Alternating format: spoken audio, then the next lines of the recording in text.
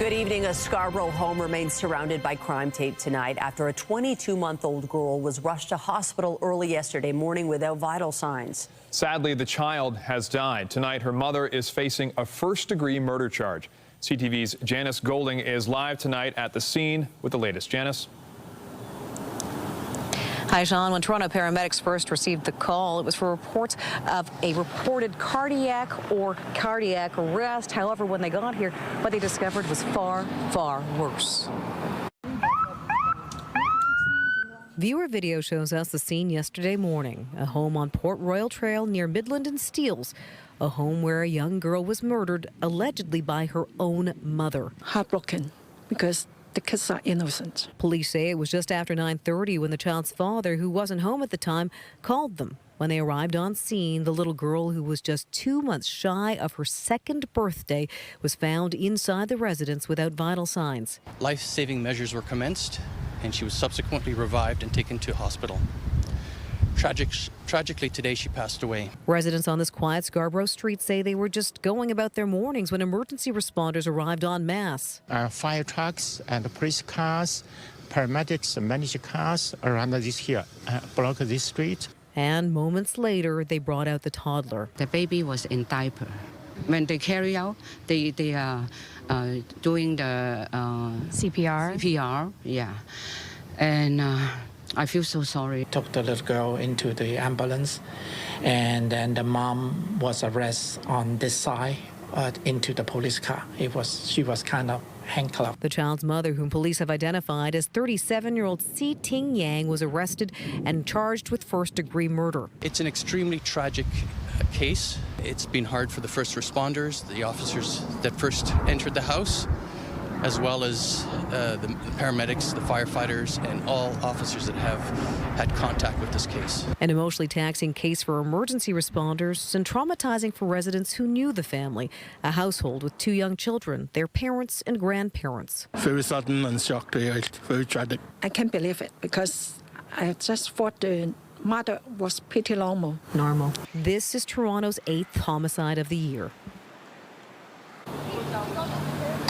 Now, police say the father arrived home after the paramedics were already on scene. The little girl has been identified as Oriana Cho. Her mother, meanwhile, Si Ting Yang, is expected to make her first court appearance tomorrow morning at the Finch Avenue West Courthouse. Reporting live from Janice Golding. Now back to Sean. Thank you, Janice. We have a developing story from Brampton tonight where a man has been rushed to hospital after a late afternoon shooting. It happened in the area of Lambeth Street and Lancewood Crescent, which is near Queen and Dixie. Police say the victim was rushed to a trauma center with what are described to be serious injuries. They believe this is an isolated incident, but for now are asking people to avoid the area. No suspect description has been provided. In the West End, police have arrested and charged a man, but are still looking for a dog after a violent pit bull attack. A small dog was killed. A woman left with injuries. CTV's John Musselman has obtained video of the attack. He joins us live tonight with the very latest. John. Well, Michelle, I'll let you know the video is very disturbing. It's also very graphic. We can also tell you that a 40-year-old man has been arrested in connection with this case. But as you mentioned, this dog is still missing, and it has neighbors in this area on edge. In this security video obtained by CTV News, you see a man in a gray shirt. He's with a large brown dog that is not on a leash. At the top of the frame, you see a woman walking down the ramp with a small dog believed to be a Yorkie. She's with 2 young children and a 3rd child in what looks like a stroller. The unleashed larger dog spots the small dog and runs over and attacks it. We have blurred the video.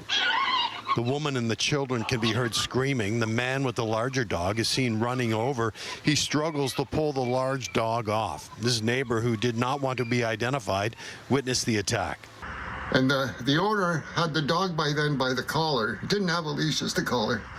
And he was whacking the dog 2 or 3 times, trying to get and the kids were there screaming. And the woman, she was on the ground. And finally, after he punched the dog 2 or 3 times, he got the dog off. The small dog was killed in the attack. In the video, the man can be seen grabbing the collar of the larger dog as he attempts to leave the scene. Watch closely. A man in a brown shirt suddenly punches the man with the dog. He falls to the ground, he gets up, they exchange words, then the man walks away, pulling the larger dog by the collar. Oh, she was screaming and crying. Oh, she was traumatized, that's for sure. The attack has area residents expressing fear and anger that the dog was not on a leash as required under city bylaw. Toronto police issued a public safety alert about this dog. It's scary, and you see lots of people out here walking dangerous animals and not having good control of them, so that's always been a concern. A woman who did not want to be identified tells CTV News it was a grandmother with her 3 grandchildren. The grandmother was bitten by the larger dog, described by police as a pit bull mix. These images of the dog were released by police. Pit bulls were banned in Ontario under provincial legislation dating back to 2005. Police have not confirmed the breed of the dog involved in this attack. And the accused here is facing multiple charges, including charges under the Dog Owners Liability Act for not preventing this attack on this smaller dog. Again, the dog in question here is still unaccounted for, so police are advising people to be careful. Reporting live, I'm John Musselman. I'll send it back to you. Thanks, John. Also tonight, yet another shakeup in Leafs land. Craig Berube fired after just 2 years as head coach. The reasoning behind the move, reaction, and the search for the next head coach coming up. We'll have that in a moment, but first, here's a live look at the city this hour. It appears the clouds are over more than just Leaf land. Lindsay Morrison, they've rolled in over Toronto.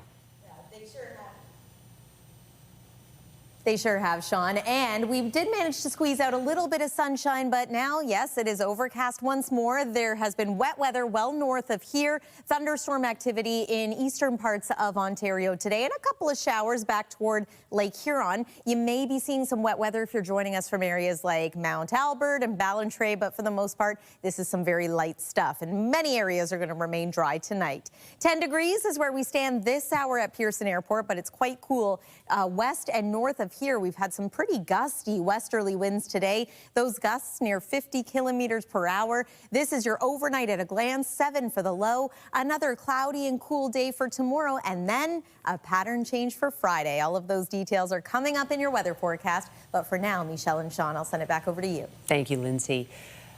Last week, the Toronto Maple Leafs won the NHL draft lottery. Today, the team's head coach lost his job. The team fired Craig Berube after just 2 seasons, the last of which saw them finish last in the Atlantic Division, missing the playoffs for the first time in a decade. CTV's Mike Walker spoke with the Leafs' new GM today and got reaction from fans. Mike?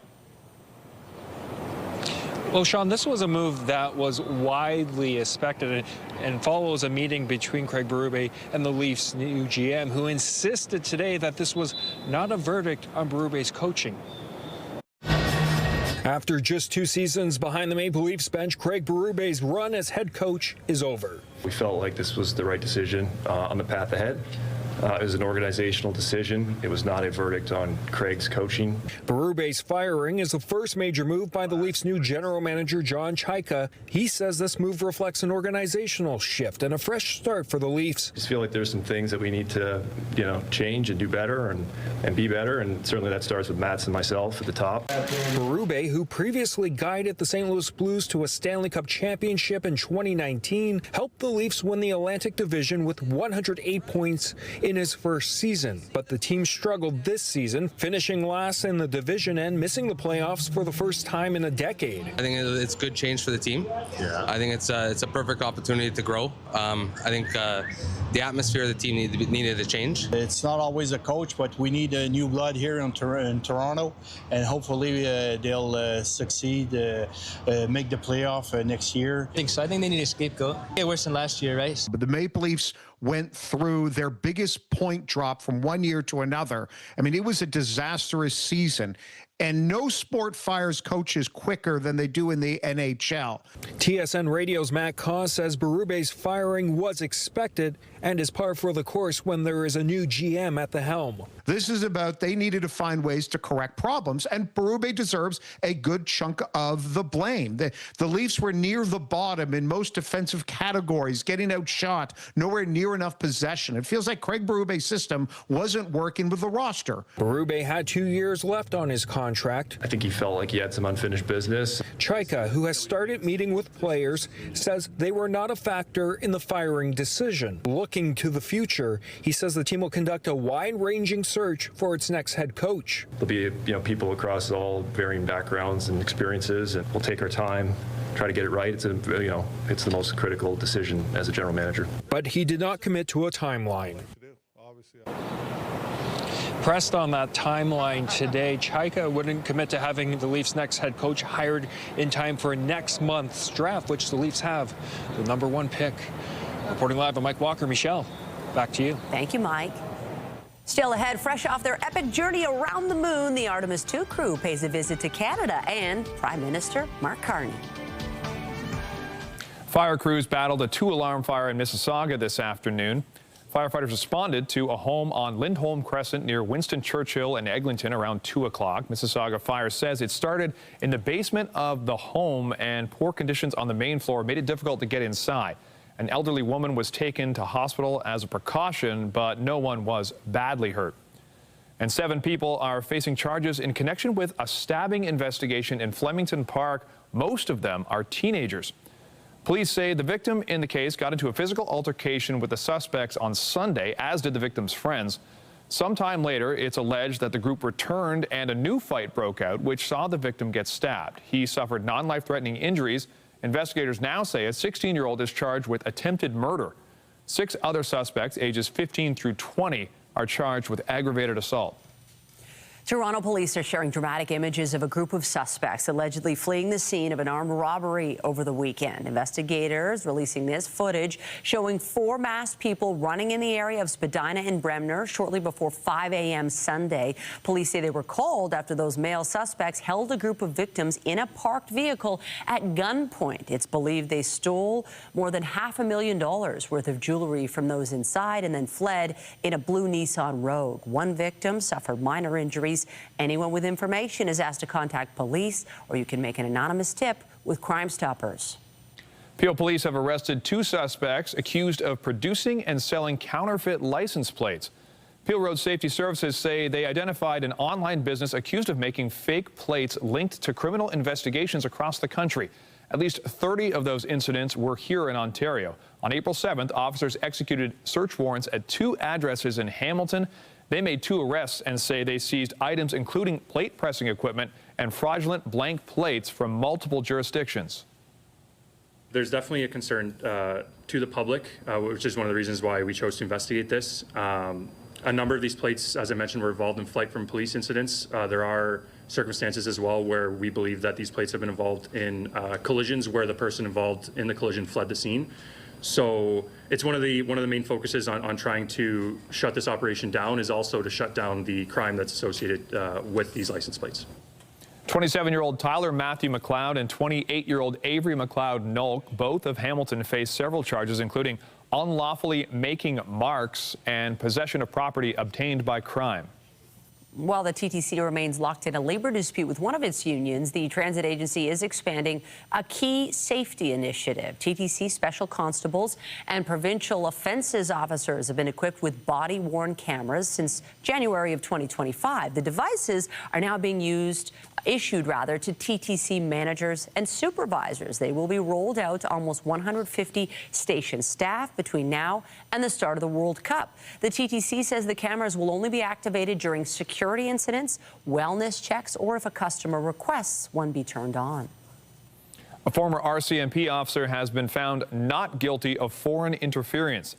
William Madshire was accused of making plans to intimidate a Canadian man to return to China to face punishment for alleged fraud. CTV senior correspondent Judy Trin has the details. In her decision, Justice Martha Devlin said the Crown did not prove that Miker intended to act primarily for the PRC's benefit or that he was in fact directed by the Chinese government. No one can be said to be prepared to do something they had no intention of doing, she said. The Crown's case hinged on an email chain intercepted by the FBI. In the emails, Miker refers to a real estate mogul in Vancouver with more than $100 million in assets. He wrote that he wants to impress press upon the crook that we hold his future. But Miker's alleged target, Kevin's son, was never mentioned in that email. The Crown said Miker was involved in China's Project Fox Hunt and wanted to pressure Son to return to China to collect a bounty. Miker was arrested in July 2023 and charged while visiting Canada from Hong Kong. Here's what he said after he was found not guilty. I live on the other side of the world and have for the last 20 years. So without my wife, my children especially, they're still of a young age. So they've been 3 years without their father. That's time I'll never get back. They'll never get back. 5 years ago, CSIS issued an espionage alert about William Miker. The retired Mountie had moved from Canada to Hong Kong, where he had started a business helping state-owned enterprises recoup their assets.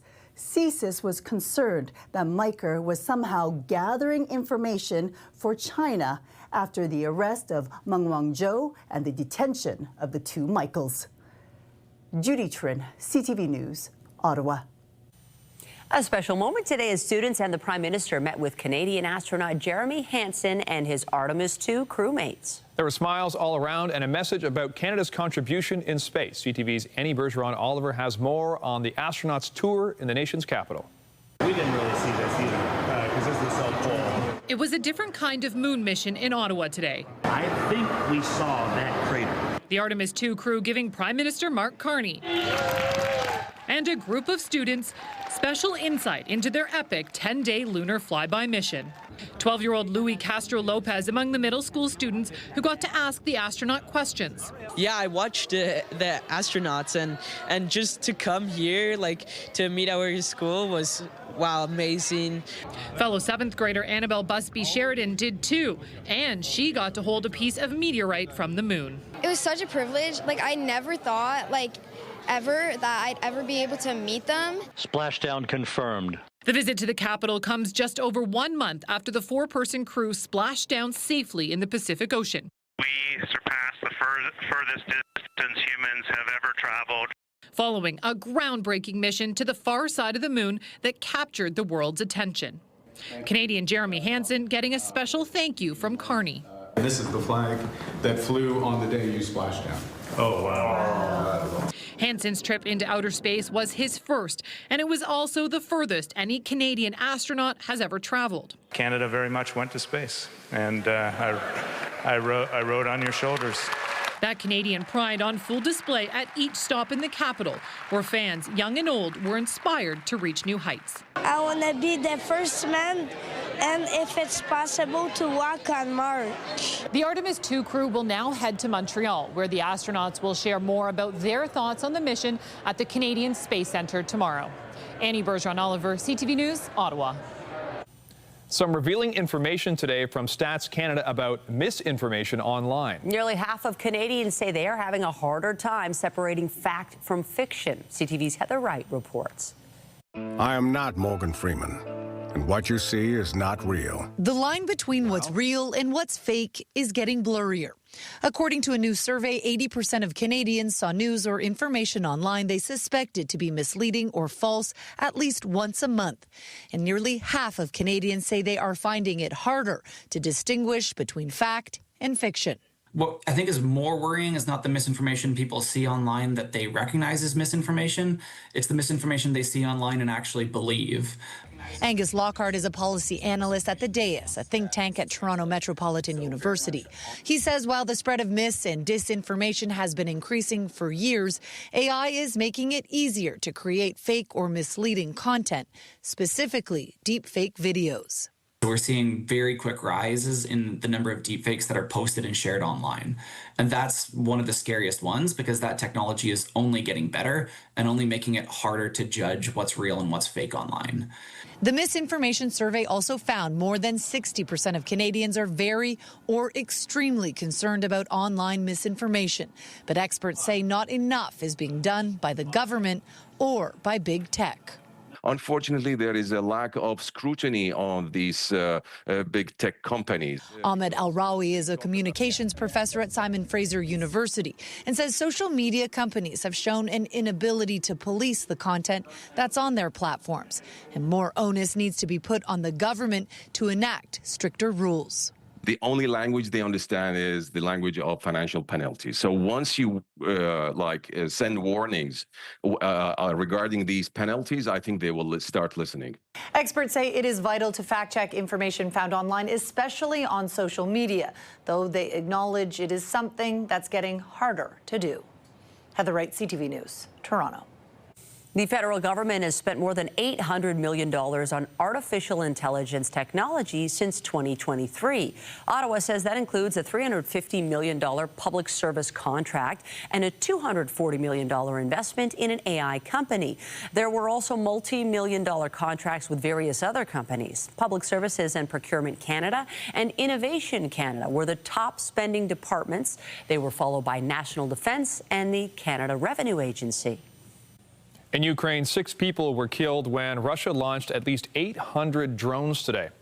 Dozens were also injured across the country in what the Ukrainian president says was one of the longest and largest attacks of the war. Volodymyr Zelensky added that the assault was continuing through the evening. Ukraine says the attacks are designed to overwhelm its air defenses. Moscow's targets included crucial infrastructure in western regions closest to the borders with NATO countries. Poland scrambled fighter jets as a precaution, but says there was no violation of its airspace. U.S. President Donald Trump has arrived in Beijing for a 2-day summit with his Chinese counterpart.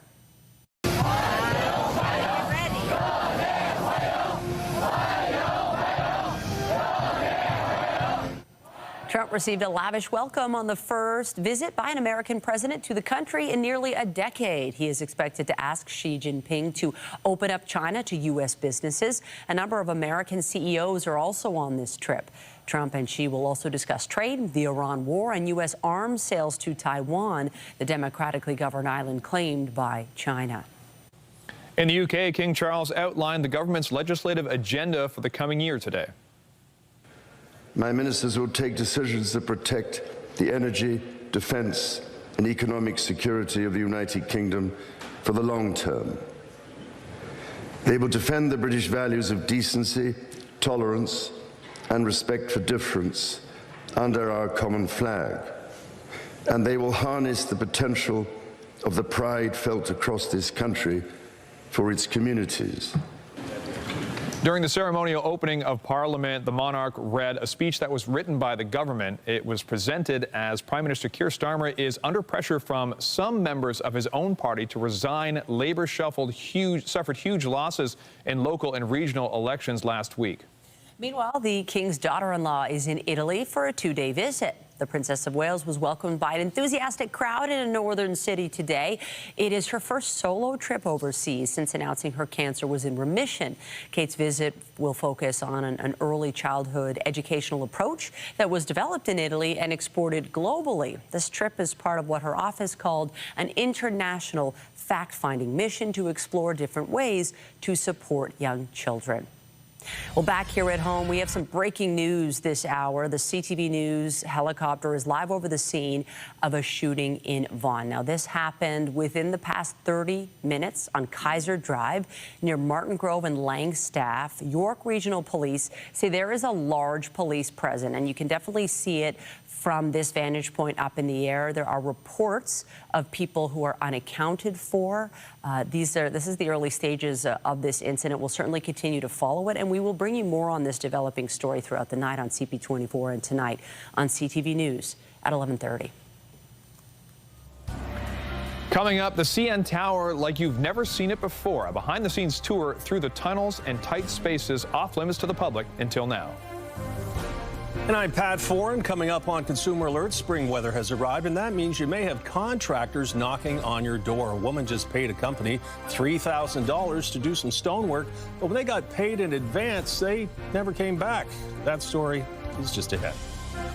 Well, if someone in your home has a soccer game or a baseball practice tonight, it is a little cool out there and it's cloudy as well. Just be mindful of the fact that there is still a chance of showers. Tomorrow is another below seasonal day. 13 degrees is our forecast daytime high. But don't worry, some warmth is coming. And by Victoria Day Monday, maybe some summertime heat. We'll talk about this after the break here on CTV News.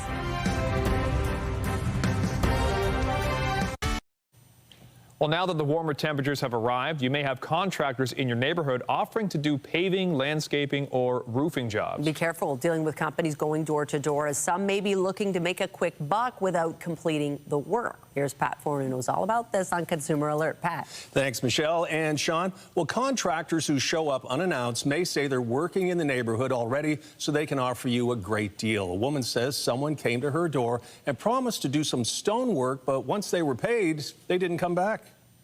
These are all the bricks that they ripped out from there. It was 1 month ago when someone came to Heidi April's door in Pickering. They told her they were doing other jobs on her street and could clean up her stonework, pressure wash her driveway, and seal it to give it a fresh new look.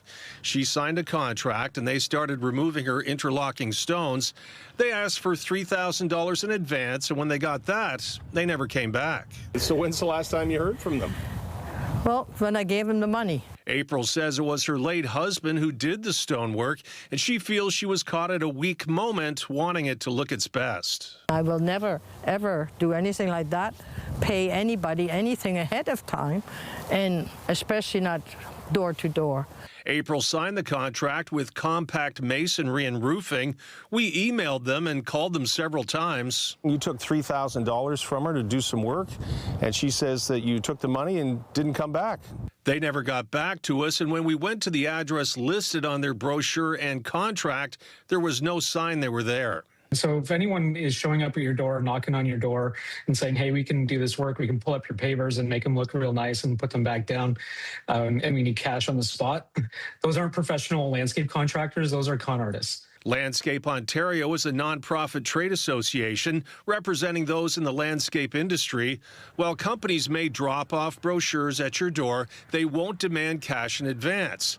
The group recommends getting 3 quotes and searching for vetted contractors through their website. We confirm that the company has WSIB coverage and that they have general liability coverage.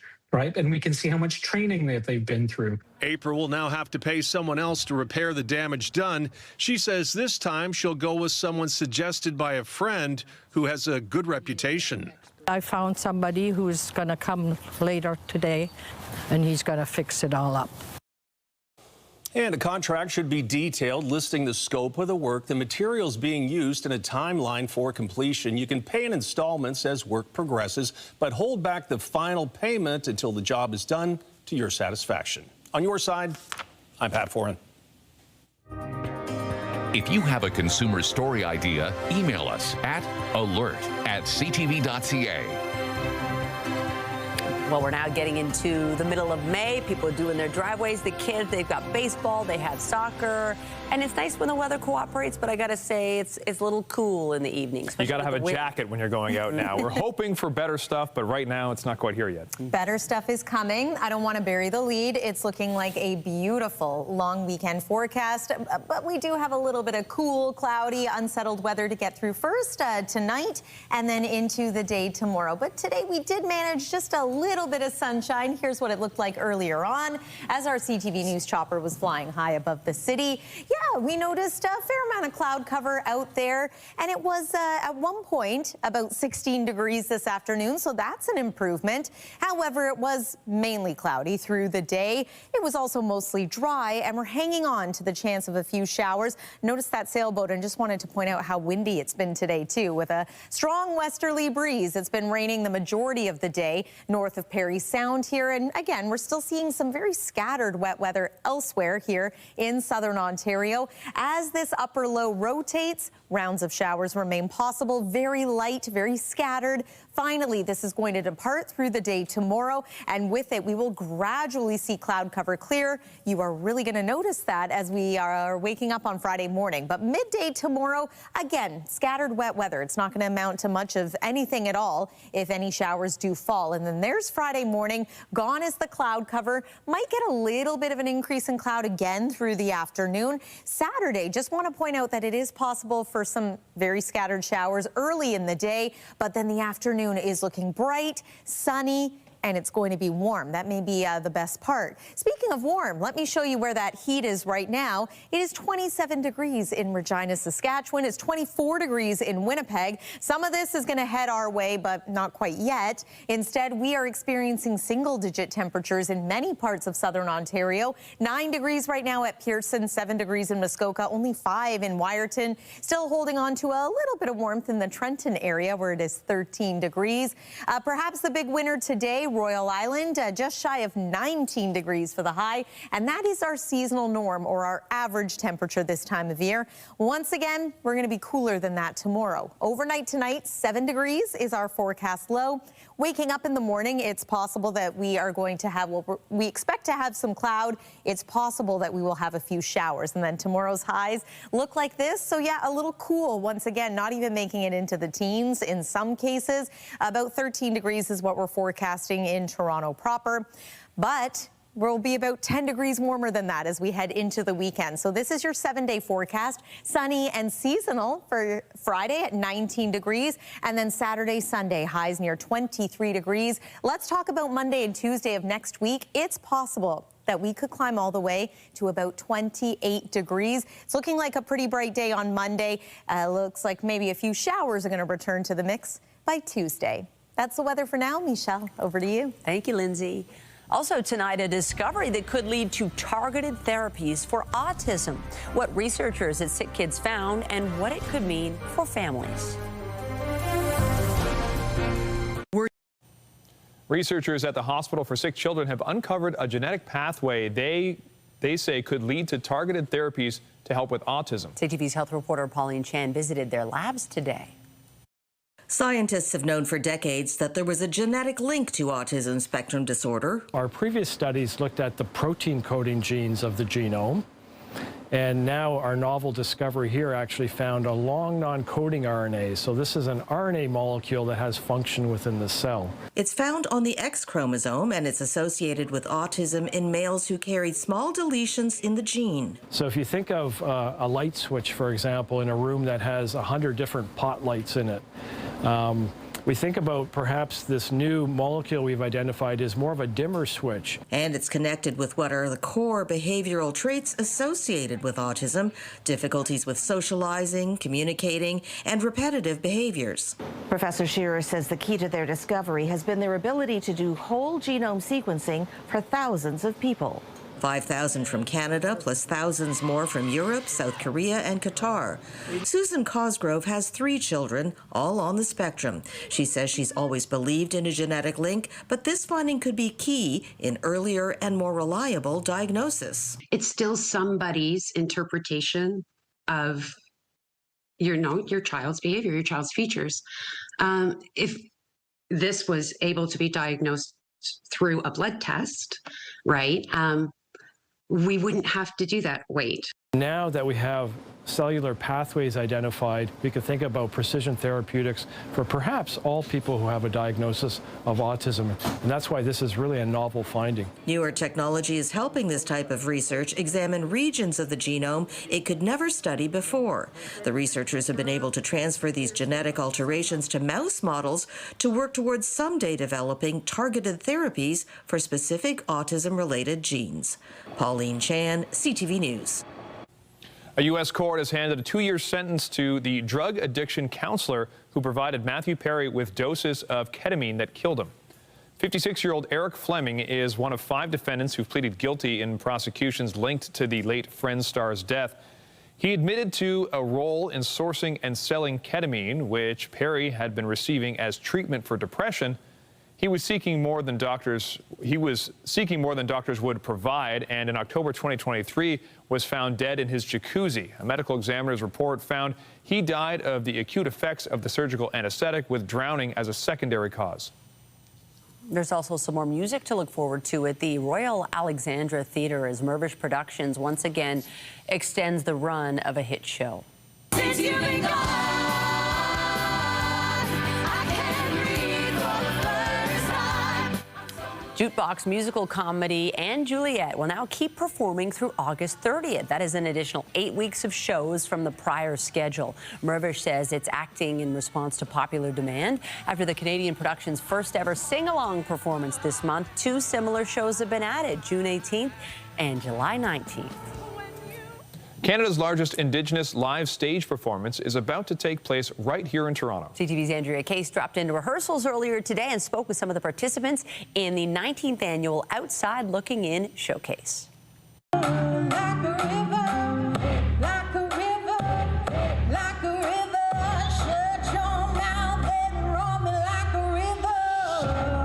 Rehearsals are underway on the main stage at the St. Lawrence Centre for the Performing Arts. Hard at work are some of this year's performers from Outside Looking In's 19th annual showcase. Hope Sanderson is the National Indigenous Youth Charities CEO. We exist because we are trying to address the high dropout rate for First Nation kids. We have achieved as high as a 96% graduation rate, which exceeds actually the national Canadian average for high school graduation. When on reserve, the graduation rates are about 45%, right? So as long as there is a problem out there, we're going to be around trying to help address it. Grade 11 student Dallas Peters Turtle. When I first started this program, I didn't think I'd get this far. I mean, I'm proud of myself for being able to try, and then here I am, I made it. How you been, Colby? They will perform 2 sold-out shows on Friday afternoon and evening. It's a variety show mixing a fusion of hip-hop, tap, and traditional Indigenous dance, and live music. From Nunavut, Saskatchewan, Manitoba, Ontario, and Quebec, 700 kids applied for Outside Looking In. 120 of them made the trip to Toronto, and many of them are following the footsteps of family members who took part in the showcase before them. Students from OLI's Professional Studies Certificate program will also graduate live on stage. We need to bring opportunity to the communities, and I think that's been part of our model. Our operating model has been to go to them. It's definitely changed my my self-perception. I feel like I can do a lot more than what I think I can do. Ready? 5, 6, 7, and shut. Joshua Joy McPherson will be attending Toronto Metropolitan University this fall.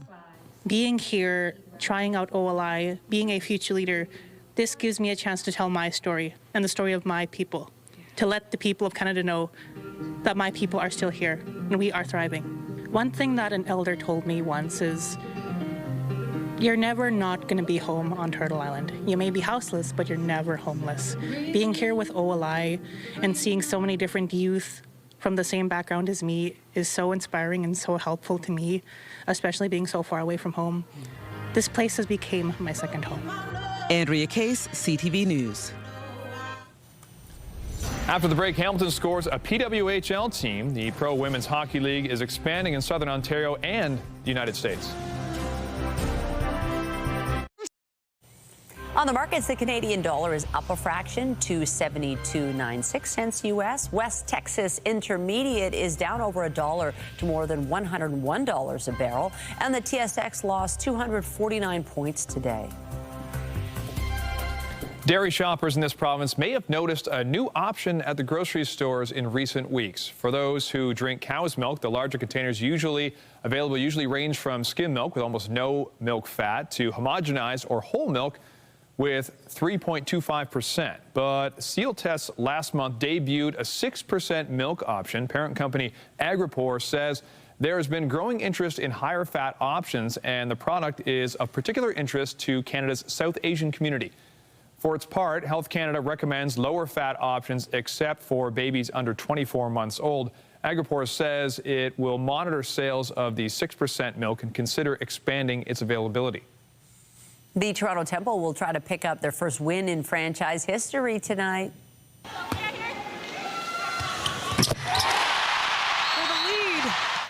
It was close, but the Tempo dropped their WNBA debut on Friday at 68-65 loss to Washington on home court. They're back at Coca-Cola Coliseum tonight hosting the Seattle Storm. Toronto then begins a 4-game road trip starting Friday night in Los Angeles. Can you hear the roar from the hammer?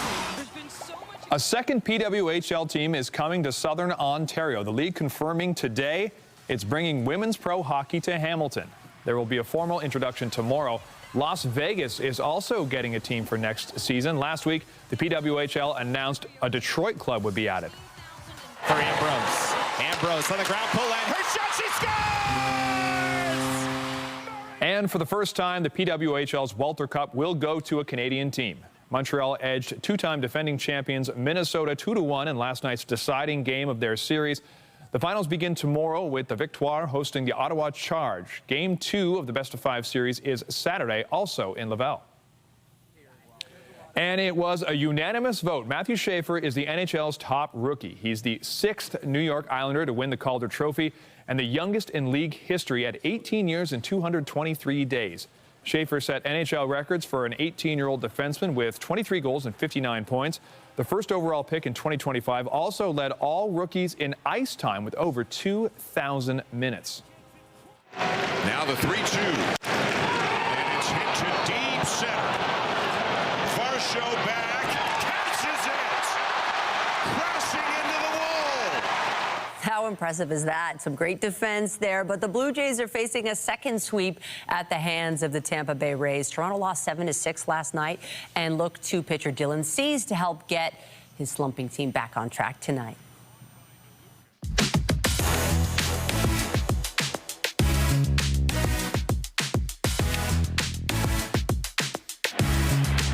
Going back, Varsho.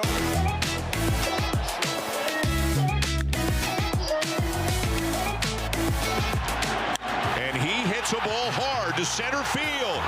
It is going. It is gone. I grew up in Chile, Wisconsin. When I was born, it was my dad's last year playing. Growing up in a clubhouse, I was all around the country. That's been my whole life. My mom did a really good job of kind of pushing us to do other sports. It wasn't just baseball 24/7. It was like, go play other sports, be around your friends, do other things. Having good role models of watching Jim Thome, Jimmy Rollins, Chase Sully, wanting to be like them and that lifestyle. Obviously, I never got to watch my dad play. Kind of wanted to just follow in his footsteps. He was great. He was hard on me at times. It's probably why the perfectionist kind of comes out in me. He knows my swing better than anybody else, and but it's always fun talking baseball with him, and he just sees the game from the old school lens. I just enjoy being outdoors. Obviously, like early mornings, late nights, being in the tree stand, and honestly, I just like the challenge of being able to go out there, watching them, and being able to try to figure them out. It has everything that you need. I mean, you can be outside 10 minutes and you're in a good spot to be able to be out in the woods, and you could drive 10 minutes into the city and now you're in a big city and being able to go to many restaurants. He caught that ball! I would say the fans. I mean, they're great. I mean, coming from Arizona to here, it's just a total different ball game of just, you have fans every day who are cheering you on from coast to coast. You go over to Seattle and fans travel from Vancouver down, and it's just a different type of group. For how big a city it is, like, fans do a really good job of, like, hey, when you're with your family, they kind of leave you alone and let you enjoy the night, but they just want to say hi. I think that's the coolest part, is they're very respectful and they cheer us on really hard. It's perhaps the most iconic Toronto landmark, a symbol of the city known around the world. And this year, for the first time, it will allow locals the chance to get a behind-the-scenes look as the CN Tower takes part in Doors Open Toronto as part of its 50th anniversary celebration. CTV's Beth McDonnell has more now on how you can take the tour.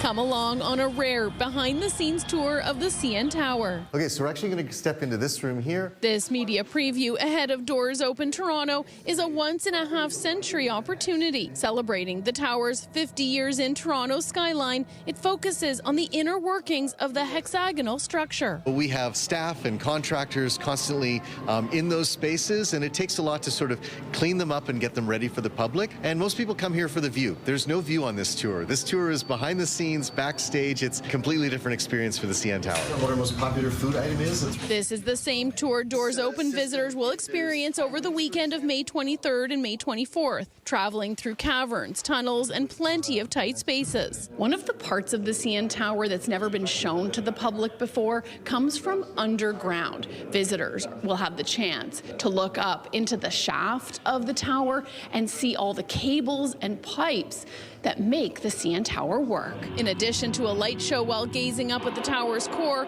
guests also climb 10 flights of stairs from the observation deck for the other view. Looking down, that's 300 meters or 112 stories. The tour also shows off the tower's history and technology and takes people to the white inflated balloon wrapping around the tower called the radome. This is the inside of the balloon. Made of thin fiberglass, which allows broadcast signals to filter through. The CN Tower is one of 168 sites part of this year's Doors Open, the biggest showcasing of landmarks in a decade across all 25 wards. Run by the city, it allows people to see places not normally open to the public or removes the admission. Doors Open is an incredible opportunity to do a little bit of staycationing in Toronto. It's completely free. It's great for families, great for getting together with your friends. Only 300 tickets are available to take part in the exclusive CN Tower tour. To get yours, visit toronto.ca/doorsopen. They'll be online as of Tuesday, May 19th at 10 a.m. Beth McDonnell, CTV News.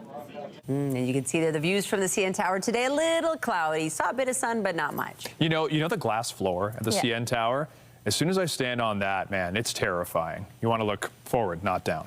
It's amazing. It's thick. Don't worry. Yes, absolutely. And tomorrow could be similar. We might have some cloudy views once again. Here's tomorrow at a glance with our CN Tower in the graphic there and a below seasonal temperature of 13 degrees. The school day forecast for Thursday looking like this. The chance of showers is there, but let's once again look at Friday through Monday. It looks fabulous and just in time for the Victoria Day long weekend. Going to feel a little more like summer. Michelle and Sean. Lindsay, you are delivering the goods. Thank you. That's it for us, but be sure to join Omar Satyanina tonight at 11 for CTV National News, followed by Rahim Udani with our next local newscast at 11:30. In the meantime, our coverage continues anytime on CP24 and online at ctvnewstoronto.ca. For Lindsay Morrison and all of us here at CTV News, thanks for watching. Have a great night. Have a good night.